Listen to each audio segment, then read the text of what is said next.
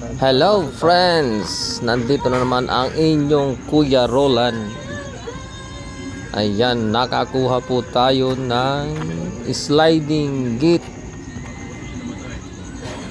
Ayan, sinisit up na natin ang kanyang release na angle bar. Ayan, angle bar. Hinuhukay ko na ang paglalagyan. Ayan po siya. Yan, ninibil na nga rin natin yan, tinansiyan, siniguradong nakalibel talaga dahil dyan tayo babase sa taas ng ating gate na gagawin. Siyempre kasama na rin ang kanyang roller bearing. Ayan, sige, okay kuya.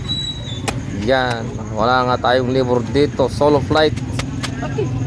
Yan, naputol nga yung pala natin dyan. Yan, papalitan natin ng panibago.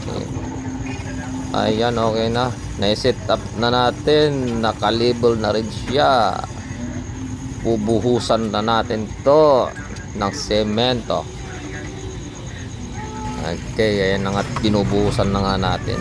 Sige kuya, nandyan na nga ang ulan dito, kaya masyadong binibilisan ko na nga ito.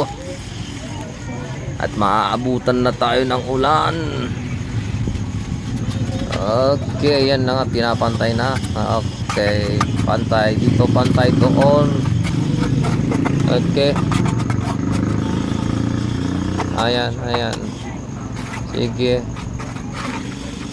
Okay, abangan uli ang susunod nating video para sa ating pag-setup. Bye-bye!